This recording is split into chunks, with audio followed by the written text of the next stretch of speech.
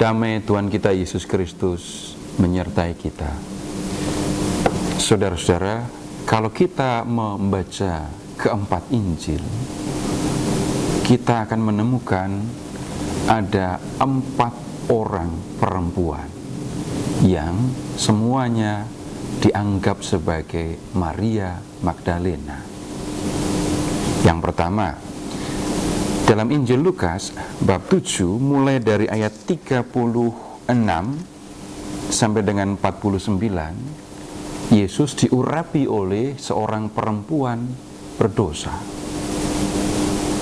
Banyak dan lama orang beranggapan perempuan berdosa yang mengurapi kaki Yesus itu adalah Maria Magdalena. Kemudian di dalam Injil Yohanes bab 8 kita menemukan kisah tentang seorang perempuan yang tertangkap berbuat zina. Perempuan ini kemudian dibawa kepada Yesus untuk diadili. Nah, perempuan ini pun seringkali juga dianggap sebagai Maria Magdalena. Yang lain lagi, kita melihat di dalam Injil Lukas bab 10 ayat 38 sampai dengan 42. Dalam perjalanan menuju Yerusalem, Yesus singgah ke rumah 2 saudara yang bernama Maria dan Marta. Kisah ini sangat terkenal. Yesus datang ke rumah itu, Maria duduk di kaki Yesus, sedangkan Marta sibuk di dapur menyiapkan segala yang perlu untuk menyambut tamunya. Yang ketiga ini pun, Maria saudari Marta, juga dianggap sebagai Maria Magdalena. Yang keempat, di dalam Injil Lukas bab 8 ayat 1 sampai dengan 3 disampaikan bagaimana ada banyak perempuan yang menggunakan harta milik mereka untuk melayani keperluan Yesus dan murid-muridnya dalam pemberitaan Injil. Di antara mereka itu ada Maria yang disebut Magdalena. Nah, perempuan ini dikatakan telah dibebaskan dari 7 roh jahat. Dari keempat perempuan itu, hanya ini yang jelas menyebut nama Maria Magdalena.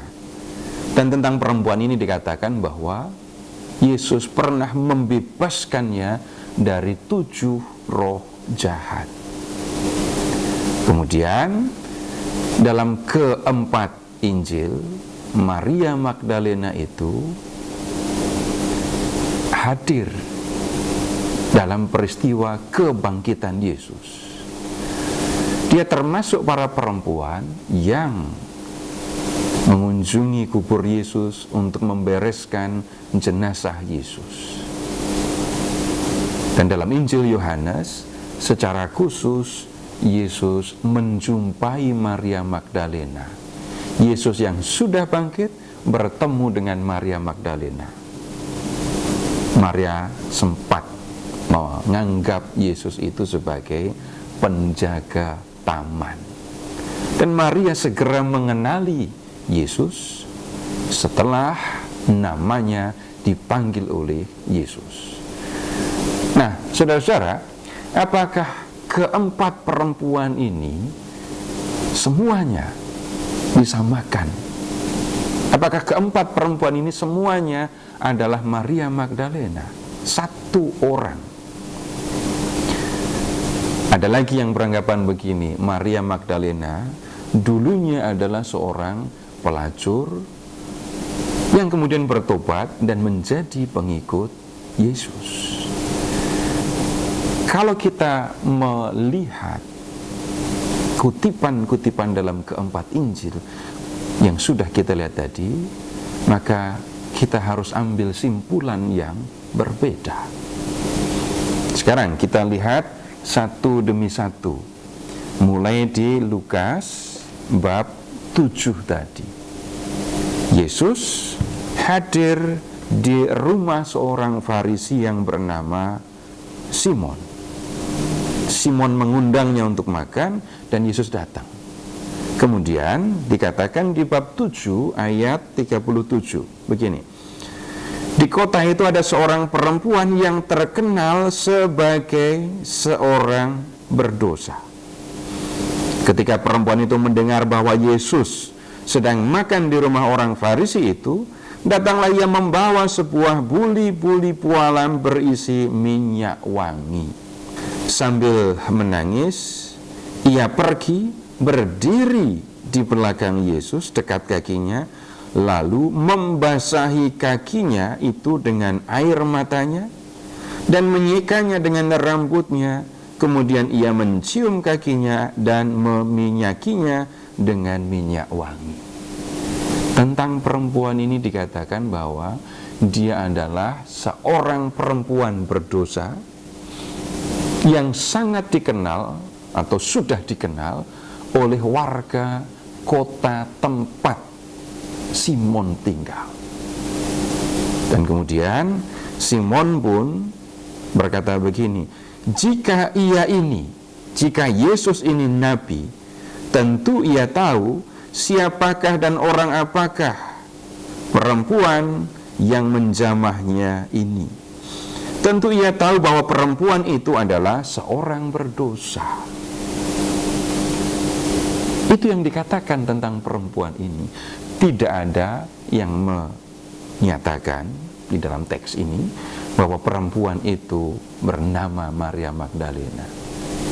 Tidak disebutkan nama perempuan ini. Hanya dikatakan dia adalah perempuan berdosa, datang lalu mengurapi kaki Yesus, dan kemudian Yesus menyampaikan pengampunan kepada perempuan ini. Sekarang kita lihat yang di Injil Yohanes bab 8. Yesus sedang berada di bait Allah dan sedang mengajar orang banyak. Lalu di bab 8 ayat 3 dikatakan, maka ahli-ahli Taurat dan orang-orang Farisi membawa kepadanya, kepada Yesus, seorang perempuan yang kedapatan berbuat zina. Mereka menempatkan perempuan itu di tengah-tengah, lalu berkata kepada Yesus, Rabi, perempuan ini tertangkap basah ketika ia sedang berbuat zina. Ini yang dikatakan tentang perempuan ini. Tidak ada nama. Maksudnya, teks tidak menyebut siapa nama perempuan ini.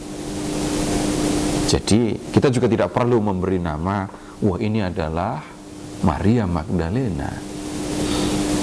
Teks hanya menyebutkan bahwa perempuan ini tertangkap basah berbuat zina, dan hanya perempuan ini yang dibawa untuk dihadapkan kepada Yesus.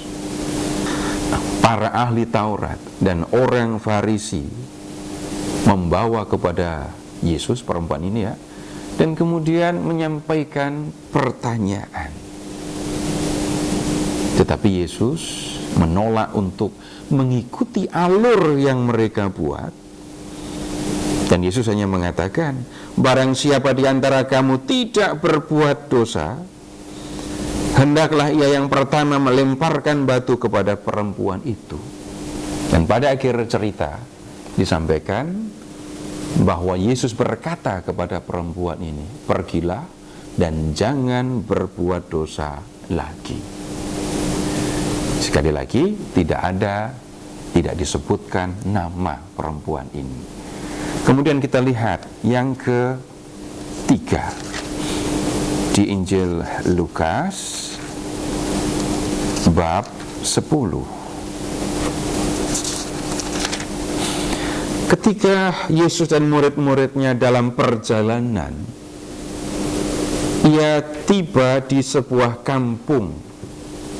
Seorang perempuan yang bernama Marta menerima dia di rumahnya. Perempuan itu mempunyai seorang saudara yang bernama Maria. Maria duduk dekat kaki Tuhan dan terus mendengarkan perkataannya, sedang Marta sibuk sekali melayani. Maria saudari Marta.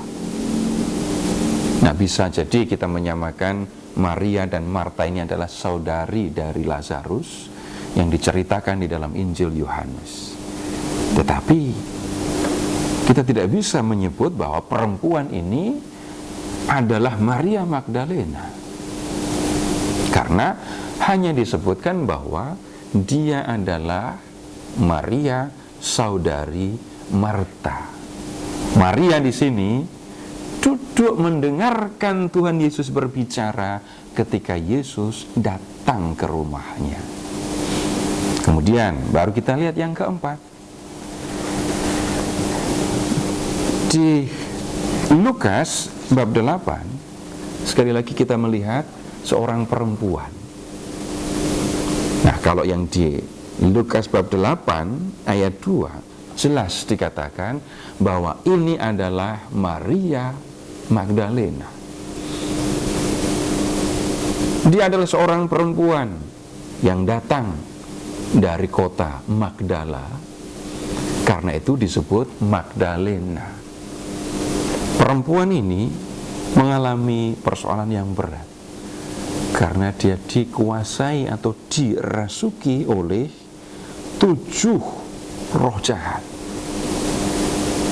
Tetapi sekaligus juga dia mengalami pengalaman yang hebat ketika Yesus membebaskan dia dari 7 roh jahat ini.